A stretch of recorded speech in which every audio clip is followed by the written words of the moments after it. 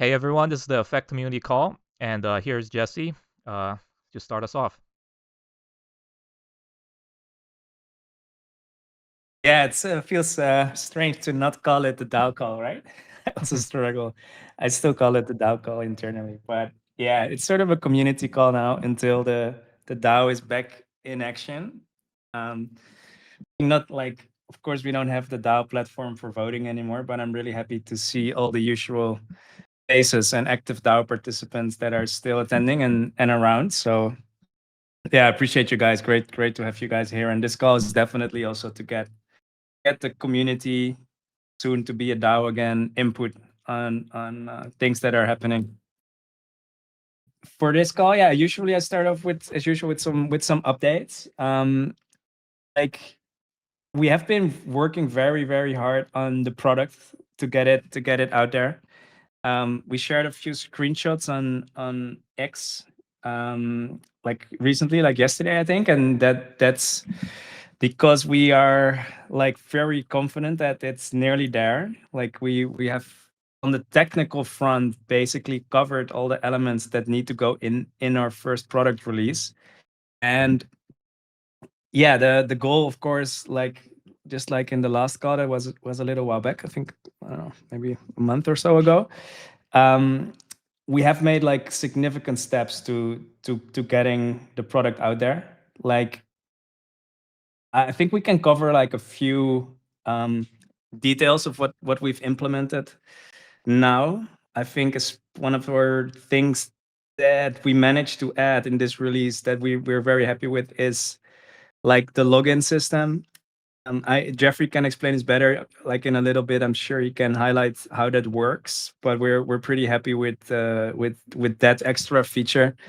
And the main efforts of our team are now going to getting the complete picture polished and ready. So when we think about like the onboarding procedure and who can join the early access, also we're aiming to start with like some private internal, like the beta testing of the platform pretty soon, mainly to see if everything works and if we can get feedback from users before we really put it out into the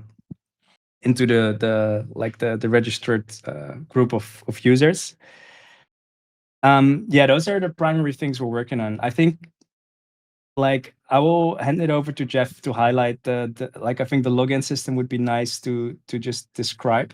And Yeah, sure. yeah, we'll Yeah, take I it can from talk a there. little bit about, well, as Jesse said, and as some of you already probably seen from the screenshot that Rochelle shared with you yesterday. Um, yeah, we put a lot of effort in. We try to really put a lot of effort into the onboarding of the platform, right? Because yeah, it's a very important thing. People have to really understand what's going on. It's pretty technical. So we really have to guide users on getting onboarded in the right way. And a big component of that is, of course, yeah, not being able to mandatorily require like a wallet for people to start doing tasks. That's a big thing for us. Always has been. We've already tried this like many months ago on EOS as well, but we never really got to the like the sweet spot that we thought was right on the onboarding part. But uh, basically right now what we're trying to implement is, well, what we've already have working on the testing environment is a Web3 auth, and basically it's a system that uses a Torus network to basically allow people to log in to your with your social account, like a Google account or a Twitter or Discord account. And behind the scenes, it makes a private key and it attaches it to that account, and it's all decentralized. So it splits the private key basically into encrypted parts, and then it distributes it across like a decentralized network. And then these parts of your private key, they're encrypted, and it can only be reconstructed when you log in with your social account. So it's a very cool technical feature that yeah, it's basically a perfect fit for our platform, right? Because we want people to not have this roadblock of, hey, you need to have a crypto wallet before you're able to do tasks. Of course, eventually you're gonna need a crypto wallet.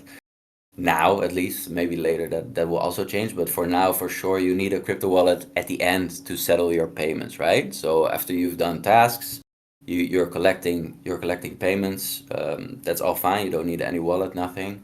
But of course, claiming these payments, actually like paid out, will require a wallet. But that can be whenever you want. So whenever you're ready to basically delve into, like, I don't know, maybe, yeah, getting like a Phantom wallet going and putting some Solana on it.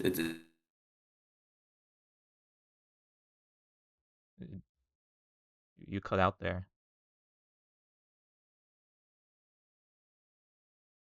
Yeah, same for me. I can't hear Jeff either. Guess that's an issue on his side.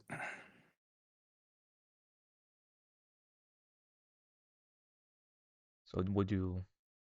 I guess we can give him a minute, see if he reconnects. Jeff, let us know when you're back. Looks like Wasn't I'm not his sure what. laptop died. I think he'll just have to restart or something. We can continue to explain it.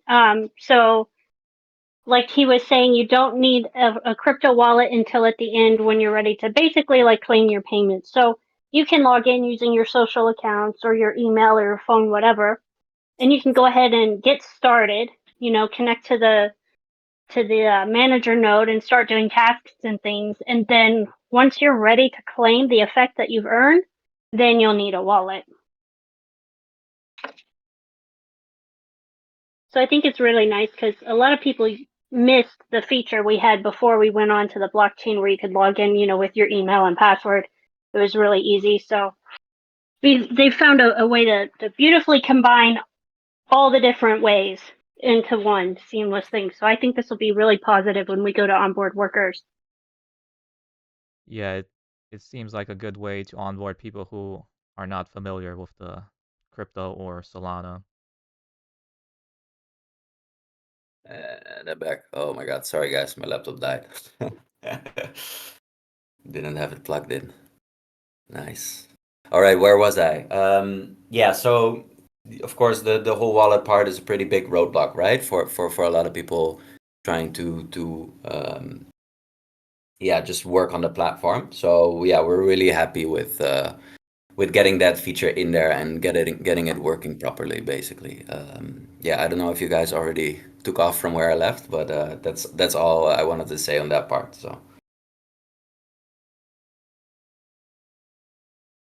Awesome. Yeah, we just recapped a little bit, like Rochelle recapped a little bit the added value of that system, like how it used to be back in the days that people used to be able to register with their email address and do tasks. It fits our user group really well. So we basically achieved the same effect, but with this system, the nice thing is that we don't lose on the technical side of things. It's way nicer for us as we don't lose decentralization. People are still in charge of, like, there is still a private key involved, and the cryptography part, it still works without Effect needing to host like a central server and be like a company in between the worker and the network. The worker still is directly participating in the network while like not having to manage its own key, but like that's all taken away. Like, user doesn't have to be aware of it. And of course, the users we're gonna work with, they're like, we want talents all over the world. I think that definitely a large part of the talent we want in the workforce is not going to be very crypto savvy, not necessarily. We've seen this firsthand a lot of times, like primarily with the translation for we had that none of them, like a small amount of the translators were very crypto savvy, but it was very useful talent in the network to get value. So we can still cater to that group. And that's also, like, I think the user experience we're developing in the first version that we're going to get out. We just want to get it out as soon as we can with people we know and that are slightly more knowledgeable. But in the end, like, once the product gets more refined, we definitely want people to just be able to open the app and get without having a crypto like big knowledge base, they should be able to understand what's happening. And you're going like just by being available in the network, you're earning this sort of passive like value that unlocks over time. And then once you get assigned tasks that you execute, like anyway, that it should make a lot of sense for someone that he understands how he gets rewarded and when. And also what we're adding in this in the app now is that we're creating this realization of people that contribute, that they have to take it like serious, that their work is, because I think this has been one issue we had so many times before. When it's too easy to join and just press the submit button, then you get people that don't take it too serious, and that gets sloppy. And so we want to, like, in this design and in the user interactions, we want to make sure that we really cater to the sense of that it's important that people do the work well. And this is so important with the AI age now, is obviously we as a network need to like hyper focus and be extremely good at the section of the market that's not covered by LLMs, like that's not done by AI. That's where the human input is valuable and where we really need humans to interact. So it's really important that we make a good distinction between tasks that can be done by LLMs or by AIs, and the ones that we have people interacting with the network and adding value. So this is one part where we have the social login system, and I think it's a fundamental part. Else we will never be able to get to that audience. Went on a little bit of a tangent, but super exciting, this feature that we have now. Let me look around. Is there any other inputs on the topic, or like I haven't? Let me find the chat and see if there's any questions. So how does so the worker joins this platform, they sign up. Do they choose which manager node to connect to, or does the manager node whitelist them as like a member of their worker network? For the first, like this version coming out, this will be like automatic. So there will be an automatic assignment to the manager node that's active. Like we will start with just one, but down the line, it's like a bit of a marketplace. So there can be a lot of manager nodes and there can be a lot of workers, and the discovery process is like can be quite advanced, where managers have their array of tasks that they need talent for, and workers have the skill sets. And we have, it's like a gossip network, not too different from other peer-to-peer networks, where there's discovery happening on that level, and you get connections with the managers that you can work for. But this, of course, that happens on the protocol level. And then for worker experience, I think they shouldn't even be aware which manager they're connected to. Like that's something that should happen on protocol level, and the worker itself will just see tasks appear that he has signed up for and that he's ready to do.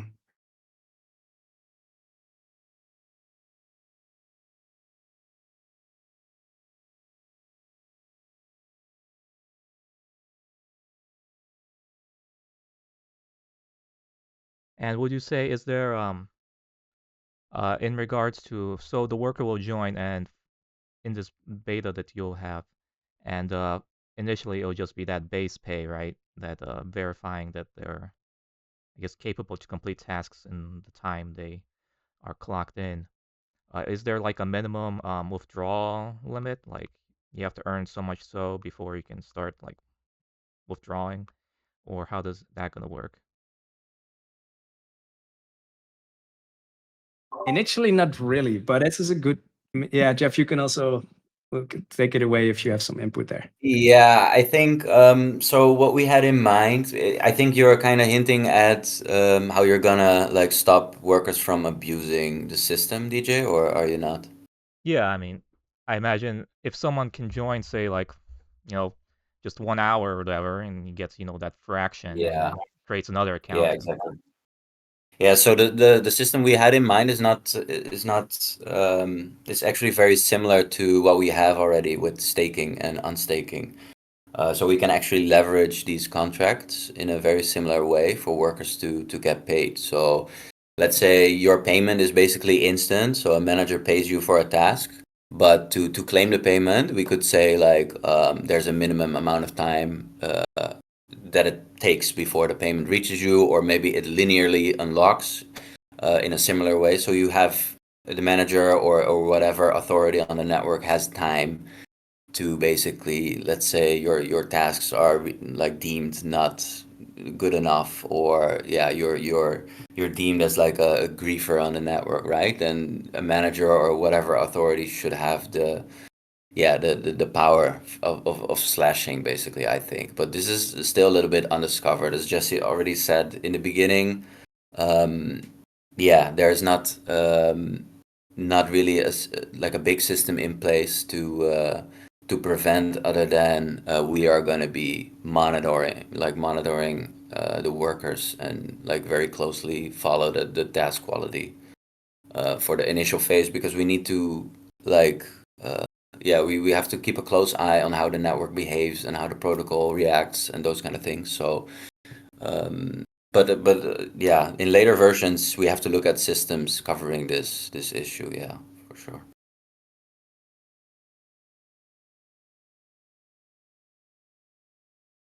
I can also add to that we are experimenting a little bit. It's not in this version yet, but we might ship it in this version. We're not sure yet. But basically, the payout, the passive payout for a worker could be determined by how many tasks he accepts and completes accurately in the last like X amount of time, basically. So like a little formula that increases your passive payments as you complete and yeah, basically complete tasks that are deemed like good enough by a manager or a validator. Um, those are like kind of systems that we're thinking about, right? It shouldn't be yeah, it shouldn't be possible for someone to join the network, just sit there and collect the passive payments and rejecting all the tasks. You know that will be very basic systems that we will have in place for that, so that people cannot do that in the beginning already, right? That's pretty essential things. But there's of course gonna be, yeah, people who are gonna be really smart about it, right? And how to catch those. Yeah, it's something I think for later versions, because it requires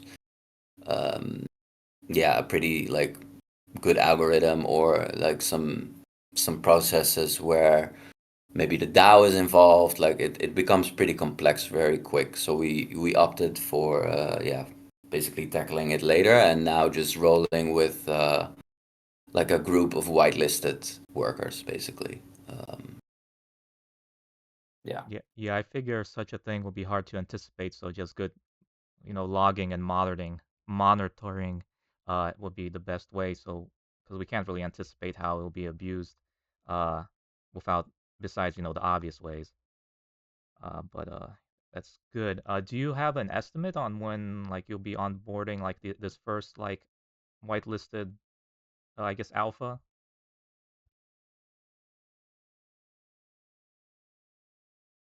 Yeah, Yeah, I we're think. Oh, sorry. Go ahead, Jesse. You can answer this one. sure. Yeah, we're not at the time that we can put an exact launch date on it. I think we need like another month to uh, get the actual dates clear. But we'll definitely have people, like I said, already working on the platform, mainly to test the intrinsics, test the functionality, like at the end of the month. And then before we open up to like the real group of like after that initial testing and things look good, we will open this up to that group of workers that first of all, the ones that obviously pre-registered already, but we'll make it like very soon. We'll already start explaining the procedure on how people can register to be part of this early user group on the platform. So yeah, like exact dates are not there yet, but those are the timelines that we have right now. And the early beta testing with a small group and things that also allows us to test out a new support system that we're integrating, because a big thing of, a worker's experience on the platform is how easily can they get support, and get help. So we have a new system that we're going to put in place with this version 0 that we've nicknamed it. So there's a lot of testing, not just on the platform, but also, processes, how we handle tickets, how we resolve things, how we track things. So there's a lot going on right now.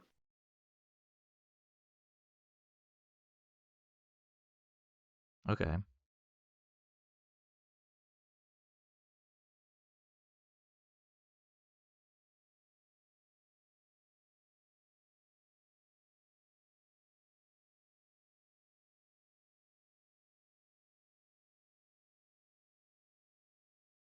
Cool. I don't know if we want to cover any more questions about the product, like how things work. Anyone has questions, feel free to also drop them in the chat, of course.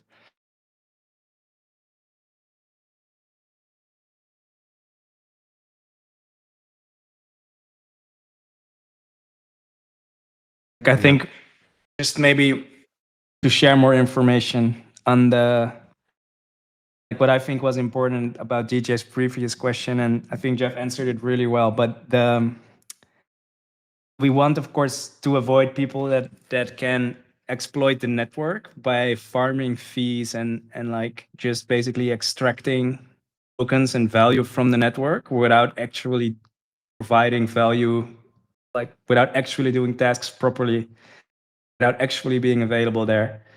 And the passive income thing is a it's a like thing that could be easily exploited. So we are, like Jeff mentioned, a few metrics, but we are engineering and thinking of the ways to fix this, and we strongly believe that it can work pretty well, but it needs to evolve as well over time. So whatever we come out with in the beginning, we'll try to cover the obvious cases, but the goal of the network, of course, is that anyone online is actually there and that they can contribute that input, that like human input into the network, and label data and do that proficiently. So the system will be engineered in a way that if people don't, they will be removed from that pool, and they will like either be punished or like we will have ways to cancel them out. This obviously goes like, I think there's hardly any other network that is as easy to join as Effect AI, as like you don't need crazy hardware, you don't need insane connectivity. Like it's very easy to join, which means that potentially there's gonna be a lot of like users on the network, which makes like supervision and stuff difficult. And like we were definitely rolling out. So the initial group, like after technical testing, which happens very soon, and this initial group will be like some group that we can supervise and see that all our metrics are working well. So yeah, it's kind of related there as well, that we need a good group of people that are like, and in the early access, obviously there is also higher rewards as people that are in the early access and devote time. And there can of course be technical issues and times that tasks are plenty or scarce. Like this is hard to predict over longer times. So people that are in their early testing and contributing, they will earn like higher rates than is like maintainable on a very large time scale when the network grows, obviously.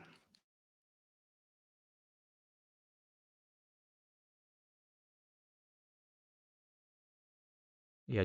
Chubby has a question there. When the platform is ready, finally, is it going to be accessible to both new and old workers? Don't know if you want to answer that, Rochelle. Oh yes, absolutely. So, of course, this version 0, when we roll it out with some beta testers, it'll be small groups. I'll be communicating with people when it's time to onboard a few to test out and things. But then as we roll up, anyone can be able to join, and connect, and you'll have your worker node dashboard and things. As we onboard more people, then tasks will show as available for you to join. But otherwise, yeah, it'll be easy for everyone to join. But then, yeah, in the beginning, not many will be onboarded for this small version. But it'll be easy for anyone, old workers, workers that were with us since like the very, very beginning, and the new people. It'll be really seamless, we hope, for everyone to join. The unfortunate thing is, I know you guys are going to be asking, are your old qualifications from the old platform going to port to this new one? And sadly, the answer is no. It's just not that easy. And those were on one blockchain, and then this is a different blockchain. So it's a huge mess. There's a lot of you that I remember what tasks you did, what, things you were involved in. So of course I'll be, making sure that our diehard community workers who've been with us forever, you guys can get a chance to onboard quick with our beta testing and stuff. I've been working with many of you for quite a few years, and so I'm excited for this. So yeah. And I have records. I can look things up somewhere. So yeah, I'm excited to start this process. This is something that, I've been passionate about since the very beginning and haven't stopped. And so this is an incredible time for me personally. I'm so excited. You have more questions? Yes. So, oh, you can go ahead and answer, Sharif's. Okay, Sharif says, how about marketing to attract workers and partners? Yes, I knew the marketing call was going to come up. We have marketing plans in place. Right now, it would be senseless to go all out and crazy and ads and, hype and things when nobody can do anything yet because we haven't released version 0 yet. We'll know better in about a month when we can release, but that wouldn't be using our marketing dollars very wisely. So a lot of our marketing depends on too the stage of development and things. So we have things in place. It's just this next month it's kind of seeing how far we can get, and then we can start the process. But yeah, the marketing's coming. How Alan asks, how are you getting on with taking more people on? Good question, Alan. So I have some news. I see that you guys see Miguel here on the call. Very happy to announce that Miguel has joined our team full time. So it's really incredible. Miguel, I remember, what was it, February? What year was it that you started translating when we had that big Kraft Heinz thing? Oh, oh my God, I don't even remember. I think it was like 2020. 2019 or 2020, something like that. Yeah, February of 2020. He started doing tasks on the platform. And I Oh, thanks, Alan. noticed he had quality work. Yes. Congratulations, Miguel. I noticed he had quality work, and then he was up to one of our validators, in charge of, basically all the Portuguese, the Brazilian Portuguese for that large contracted stuff. And then, Miguel would improve things, work on things here and there for us. And I'm so excited to say that he is full-time Effect team member. His first full day was yesterday. So it's been quite a process. So very happy. You're going to see me and Miguel working on all kinds of things alongside Jeffrey and Jesse and Lawrence. So yeah, we're very excited. So What big news. what are your new duties as opposed to before? Wizard. Oh, Wizard, yeah. No, so I'm gonna be kind of the middleman for in terms of connecting you guys, the community, with the team and kind of the relationship between the two, and then I'm going to be still doing a lot of development work alongside Jesse and Jeffrey, as well as also working with Rochelle with more of the marketing stuff and the community stuff. So kind of jack of all trades type deal. So I'm really excited to start that off and to kind of push effect to speed up the process to get all this up and running and get our community growing. So I'm really excited for this. Sounds good. So, are you currently working with Jesse and Jeffrey on the worker Yep. like Already, tools? yeah, already working on that and helping them out with the like the actual platform there and building as well in the background. And yeah, I can say from what I've seen, it's looking really good. So I'm coming from the community where everything's kind of behind closed doors. I can definitely say that it's looking really good, and yeah, it's gonna be awesome. That's all I can really say. But definitely don't hesitate to to DM me or talk to us on Discord or Telegram. I'm gonna be active, even more active, more so than before, on all that as well. So yeah, and any ideas you guys might have or anything, then you can let me know, and I'll probably be a easier way to contact the team than trying to get Jesse's attention or something like that. So yeah, I'm happy to be a part of the team. Very, very exciting. I'm so happy. Hannah XOXO says, I still haven't received an email for the beta testers, the one we signed up last year. Is that a thing, or do we do public testing right away? Yes, Hannah, I remember your sign up. Unfortunately, that sign up was back when we were still on EOS, so it was like EOS accounts and people who didn't have EOS accounts and stuff. I'm gonna try to pull up the emails and kind of get a hold of some people when we start onboarding a few beta testers, but mostly I will announce it in the Discord that I'm ready to get some people and get some interest. So please keep watching the chat in the Discord, and I'll make sure to remember to tag you too when we're ready. That being said, I think though we will definitely try to get anyone on that like registration in that first testing group.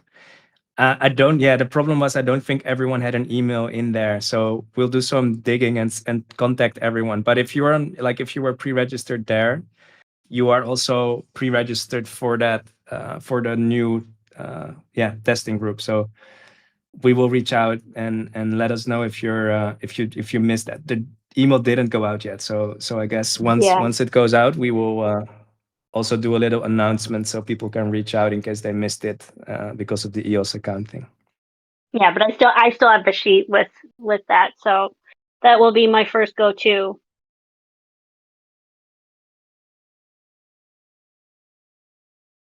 You're very welcome. She says, thanks for the response. You're very welcome. Yes, you guys mean a lot to me, and I want to make sure everyone is, still has a chance, because of course I appreciate the time you guys put in before filling out the form and your interest. Do you want non-tech people to test? Asks Adeline. I'll be looking for all kinds of people to test. I'll be, looking for people to try to find bugs or things that are wrong so we can fix. I'll be calling on a few people to, hey, try to scam this stuff, and we want to see, how you can do it. Like, yeah, there's going to be all kinds of testing. What do you guys in the dev world call that testing? I know you Yeah, guys have a just term for it. beta testing or like edge case testing.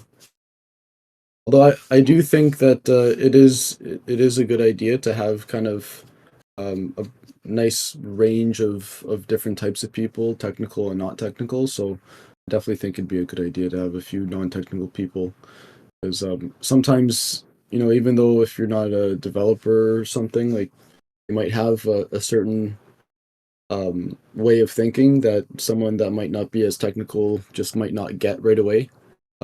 So and we'd like to test all the aspects of the platform for any walks of life that may use it. And that also makes us be better prepared, with the onboarding support and documentation and like how-to guides and things. So that's a Yeah, big part exactly. of it. The beta testers are definitely going to be a huge help to the initial launch of the platform. For the initial tasks to be tested, do you have a good idea? Because I remember you mentioned this before, Jesse, that for Effect to thrive, we need to fit that niche of human work for stuff LLMs can't yet replace. And so we can't necessarily just, do the traditional micro tasks because that wouldn't necessarily be impressive in the time of LLMs. Do we have a handle on like kind of like these different types of tasks that humans would be best at?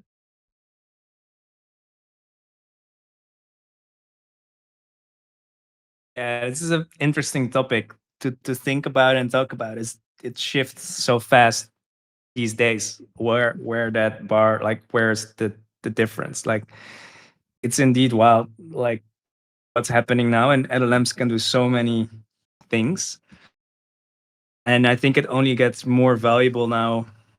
What the human like value is, that part is getting extremely important, and like which tasks that are, I think it changes pretty quickly. Like you sent this to me, DJ, recently about MCP, and I've been looking closely into it. But the range of digital tasks that LLMs can do is just increasing so much. There is a few like that we're definitely like looking into right now that I think will definitely just be valuable.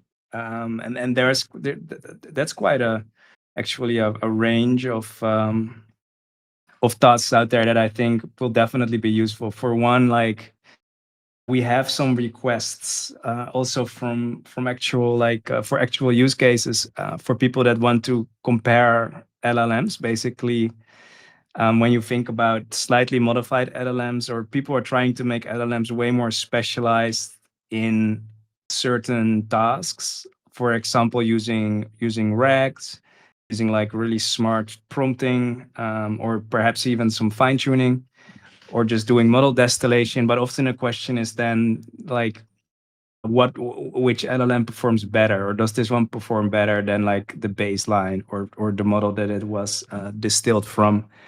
So that judging of who does better is something that's like a very lively type of environment now, where there's a lot of data going around, and um, like that's something we will definitely be offering, and that makes sense.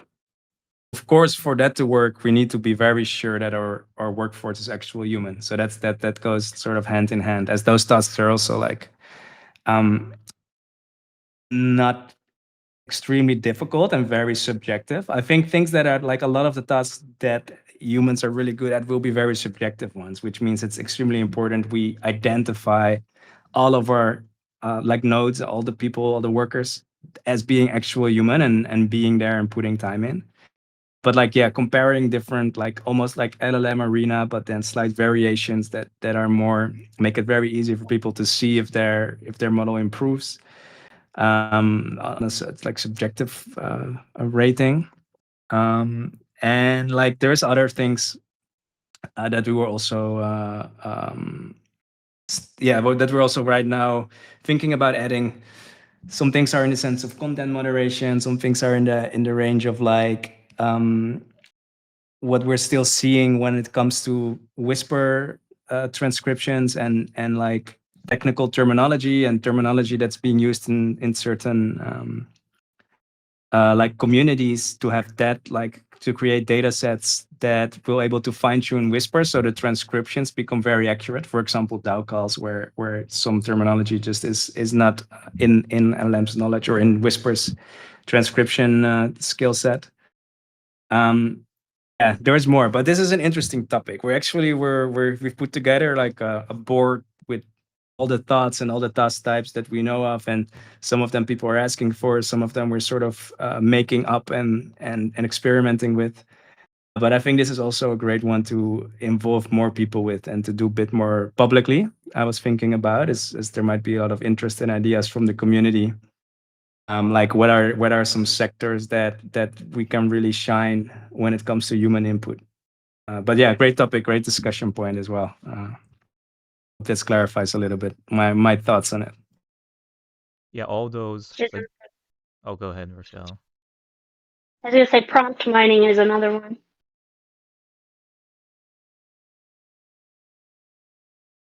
Yeah, all those are good suggestions. I think, as you stated, the marketing will come after the platform was there, but we can't um, we can't just be a traditional microtasking company anymore because much of that work is all going to be obsoleted. So yeah, like comparing, because there's constantly new LLMs being dropped. Uh, Getting a good benchmark system is actually an interesting idea, like interesting challenge. Because the thing is, if there's some test for LLMs and it's public, and then that LLM, if like its new data set contains the answers, so it's kind of cheating a little bit, right? When it generates those answers, like it's not like zero shotting it. Um, so like there needs to be like some sort of benchmarks that are constantly changing with the changing LLMs, so they don't like just learn the answer. They have to like intuitively, logic out the answer. So yeah, I think that will be a great tool and a great way to market because people are going to be wanting to see why effect is good and useful for this rapid AI transformation that we're seeing. Um, so it will be definitely important to match, unique types of tasks that we don't really see that often integrate with AI like development to really stand out.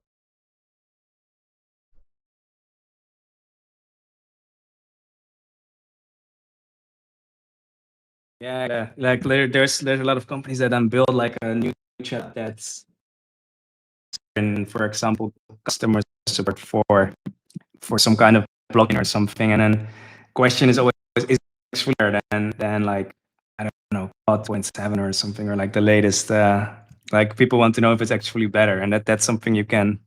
That will be a very, I think, good kickoff task. That's one of the ones I'm excited about, and I know that people are looking for. If we make it very simple for them to do that comparison and get a good grade back, and potentially we could even. I think there that benchmarking and like the LLM arena type stuff that's going to be so important going forward. It's growingly important, and that's something we can offer extremely well.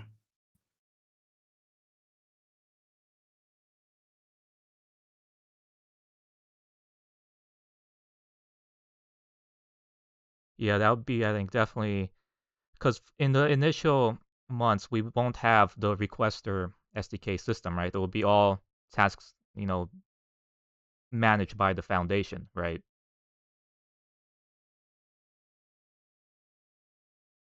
Yeah, that's true. In the initial like release, we are gonna really focus on the functionality from what we want to get out of this is that are we getting high quality, like reliable data from our network? It's actually like before we want to, as a network, even approach clients. I think we want to at least be able to say this, like have a grip on how much data can come out of there and is it good and high quality. So the first iterations will focus mainly on that.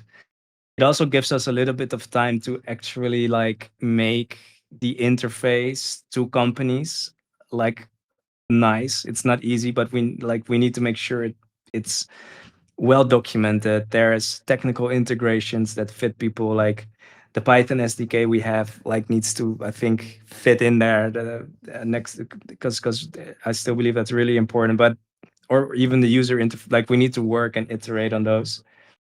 But yeah, initially we will have quite a rudimentary system for adding tasks, and like it's basically an API that we'll probably host. We might give some people access to that um, earlier on, but yeah, getting complete freedom to post what you want on the network, that part will like before we get that user friendly will be a bit down the line. Like cannot name dates on that, but it will be after we're assured that the output is good that we're seeing on the first few iterations.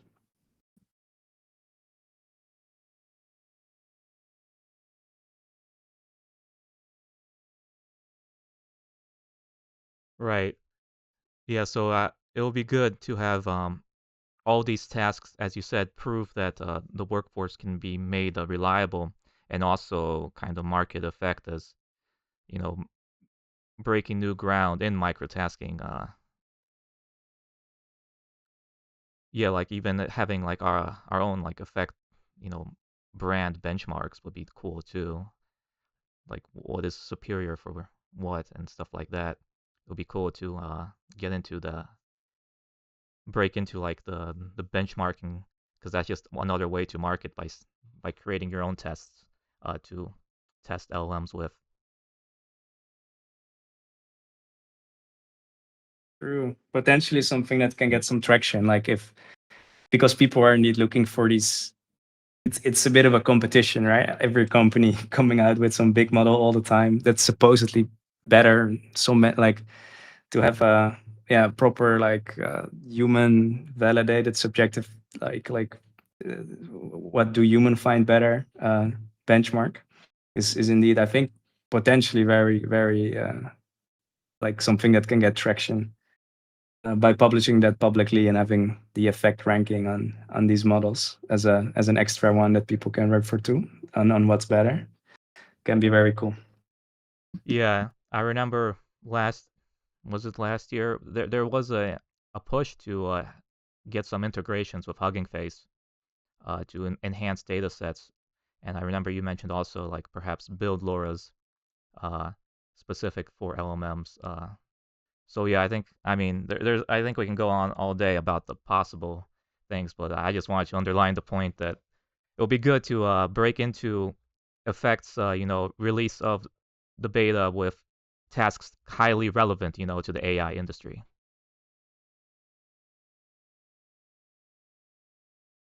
Yeah, exactly.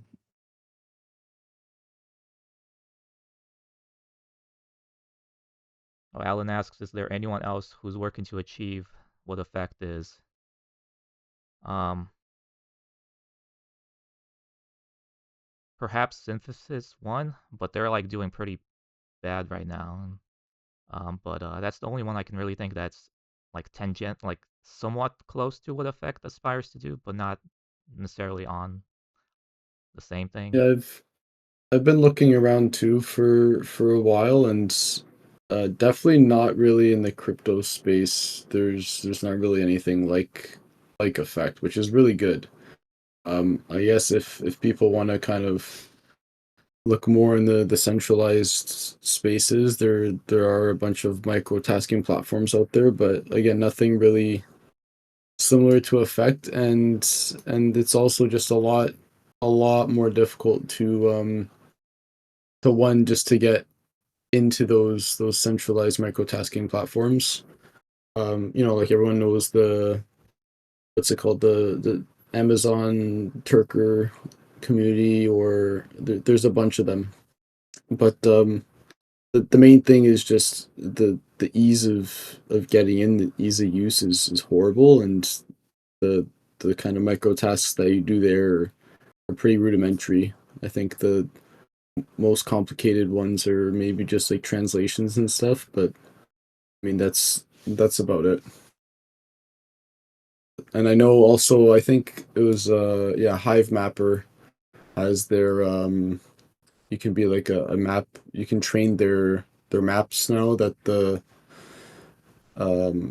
they get from their dash cams, and I think maybe that's the only thing that might be a little similar, but they're kind of just training on their own stuff and they don't really do anything else.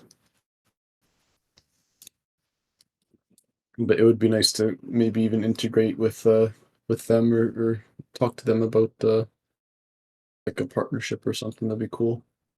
Yeah, months Bring their ago, stuff onto our platform. Jesse and I we discussed like how AI agents will be existing like on the like like when we did the migration, that AI agents on the Solana platform, they will be able to, uh, trade, their way, and they will need compute, right? And then with as they're Hmm. building stuff, they'll also can use human workforce. And so that's what I was thinking of the MCP servers, like down the line. I don't think we need to worry about it happening like in the next 2 months or something, but down the line, as AI agents trade crypto on Solana, they buy compute to do stuff, and then they're gonna wanna buy the humans to also do stuff like whatever it may be. And so having a good API to deal with with documentation will be solid. I think from what I understand, that's how like MCP servers work. Like they include the documentation in the API, so the AI knows what to do. It's still new to me, but um, it'll be good to I gotta look into that as well. MCP servers there. yeah, people make it so like you can use Blender, for example, like it's like an API Oh, server that's how they for were doing it. Blender, Yeah, yeah. I saw some people do that actually. and That's pretty cool. I assume it can be for any application really. You just kind of it's like LLM first type design really. Like you expect only Yeah, LLMs to interact with this API server rather than humans building tools or whatever. yeah. On Alan, you're to the question of how easy would it be for someone to duplicate us? I mean, you can see how much work it's that's going into just effect, right? Like there's a lot of stuff involved. Um, I guess it'd be maybe a bit easier if someone already kind of had a platform for it, but like we were saying, there's not really anyone, especially in the crypto space, that um is even similar to effect in many regards. So I wouldn't be too worried about that. The copies would come after the first mover it becomes popular, and then Yeah, everyone's like, "Oh, we should exactly. do that." And then so from my understanding in AI, like AI coding, for example, is getting really good. Like I use O1 Pro to build me applications, and I'm just Mhm. connecting things together. Um, But from what I understand, if the cost of software approaches zero and Effect AI is an open source tool, I mean, there'll definitely be copycats. But no one's gonna want to copy it until people realize it's gonna be useful, which was gonna happen once this is all set up. Yeah. So it'll be the first mover advantage we'd have. Uh, so we will need to maintain the lead once that happens. It's Well, like in that it's case, that's a pretty good position to be in if everyone kind of wants to copy you. That means you're doing something right, and I see the value in it. So Yeah, I'd the I'd be happy. network effects are going to be only more important down the line because I mean that's what AI is. It's bringing the cost of labor to zero for everything, right? So all that matters is who Mhm. knows who's connected to who wants to buy what. Like marketing becomes king. So yeah, we definitely it's probably our last chance really this year, in my opinion. I think I we agree. we Yeah, got it that in the the bag space here. changed so much, right? It's a whole different. Like it, I think we're doing something now that's novel, that's new, because we're like the new age of AI with the LLMs as they are, and we're going to be that product. So right now there is, I would say, no one actually doing that. Like microtasking, as it used to be, as we used to do, is I think even different. Like RLHF, it's still relevant, right? Where where you make data sets and train train models and stuff, but it's getting less and less so, I would say. And in this new, yeah, and in the new AI industry, what human data means and how it's applied, and like that's different. And if we become that, right? If we are, like DJ said in our previous discussion, was about the what if AI wants to do something in the physical world and wants to have humans do something? Then that's something we can that effect AI can be used for, like this genuine human input on, or feedback even on things that AI does. And the MCP scenario, I can also see as like, for example, you need I can see us operate there. I'm still digging into this more, and I've been playing around with it a little bit, and it's very interesting. But I think that the human feedback step there is also important, where either having a human do something to an MCP, or MCPs often, like, I think, have an approval still necessary, as they're kind of risky. So getting approval from a network of humans just to make sure Oh, that's true. nothing silly happens when on some of these actions. Yeah, very interesting stuff. But definitely this year is the year, like, that it needs to happen. Yeah, before I think there's going to be a lot of companies popping up in this space to do similar things, that we're aiming to do.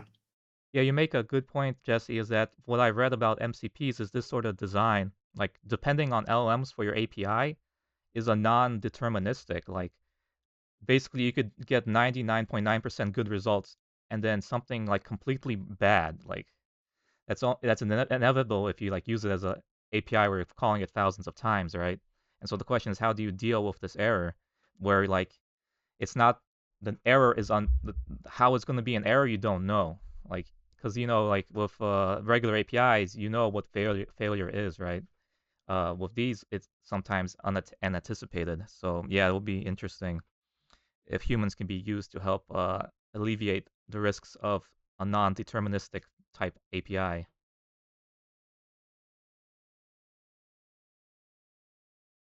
Yeah, yeah, exactly. Yeah, there's these risky things. There's these stories out there of, like, users of Cursor or some other AI programming aid that then wiped their code base and they didn't have a backup and like lost it. And Yeah, I mean, this happens. yeah, I'm too afraid to use Cursor exactly for I that. think Like it's like I check every single step myself first, just in case. if you let it go, then it's not probably not gonna end well. You need to guide it. So yeah, there's a lot of these elements, and it's moving fast. So much happens. Like, we are shaping. I think we need to make sure that what we're building gonna fit what the future looks like. So that's also an important part. But yeah, we start with the steps, getting our product out in this first sort of shape with the right tasks to demonstrate and show people, and, like, to work very closely with LLMs and how we see LLMs and to be visible associated there. I think these are all things that are right around the corner for us, and are definitely necessary. And we do need to move fast. I totally agree with that statement.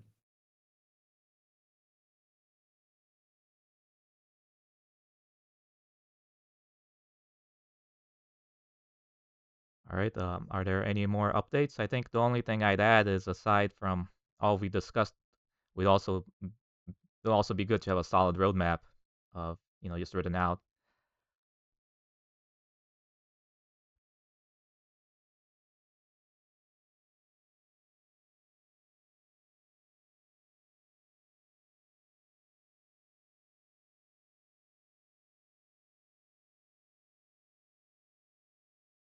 Yeah, you cut out, and I don't hear anyone. I'm not sure if my connection Oh, yeah, is maybe it is. okay. Sometimes you The cut out. Go ahead. Yeah, the Ah, roadmap. okay, okay. Yeah, my connection is a bit shaky, but the roadmap question I heard. So, the whole team agrees that it's important to get the roadmap out there. We will definitely get that done. Like, there needs to be more clearance on where we're going, and we've been a bit too focused now on what we're doing right now and getting that out there, like, really timely, and figuring out what needs to be in there and what can come a bit later, and we're right in the middle of that. So that's just being transparent, that we've had a lot of meetings. So, like, we feel we need that sorted, and then we will plot everything that's not going to be in the first release, and when is that coming out, that we will plot on the roadmap, together with some more exciting plans that we would love to share with everyone.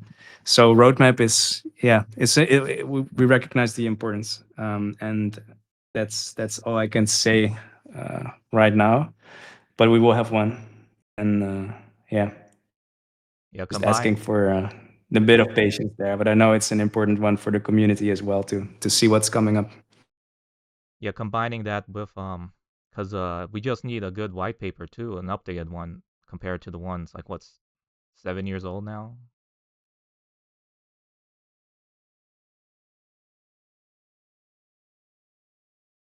Absolutely, yeah. We have one in progress that Jeffrey's been adding a lot to when it comes to like protocol architecture. But then there is a second part of the white paper that is a lot about the vision and what we're trying to achieve, and like the explanation on why the protocol like is there. That also needs a rewrite, refresh, like a complete, yeah, a new formatting. So also, yeah, like don't have a concrete update, but we do have a like a code base where updates are being made, and something to for us to also take into this discussion. Absolutely. Yeah, the white paper is definitely something that also people coming into the project, I think, will, giving the history and how confusing things can get, that it's really good to give them that point of deep, well thought out content they can refer to. Next to also like what our current white paper revamp is mainly on the technical protocol side. That's what I was trying to say.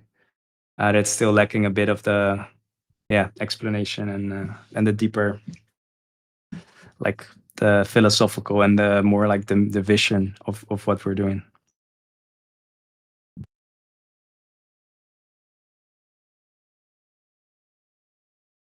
Well, I mean, big picture wise, what I envision, with how technology is so rapidly changing, and stuff, I envision what we do sets like the standard for um, people wanting to work remotely, and earn from anywhere.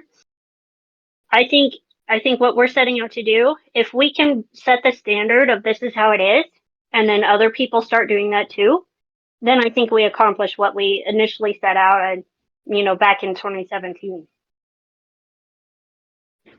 So that's me thinking on super big picture. Oh yeah, the future is incredibly hard to predict. So all we can know for certain is that as agents start, popping up, being entrepreneurs, and you covered this with saying that how it'll be AI employing workers down the line. Just having a good system in place for them to be able to do that. So like on Solana, can you buy compute, which is the AI part, and then can you buy humans, can you employ humans to work for you? Um, That'll be the other component. And then with that, you can just build a self-autonomous business, basically, right? When you have both machines and humans ready to do stuff.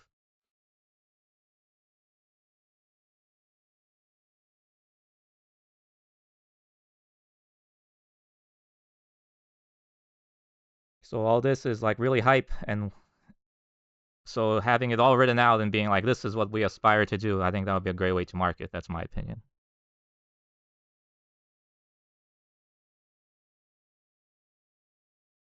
Yeah, absolutely. I agree. We agree completely with you there.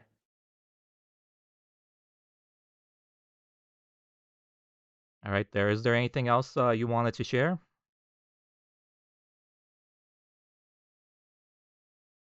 Not from my side, no. I think these were at least updates from our end, and thanks for the contribution and input from you, DJ, and questions from the community. Yeah, I don't see anything more, so I think we can wrap up the call here.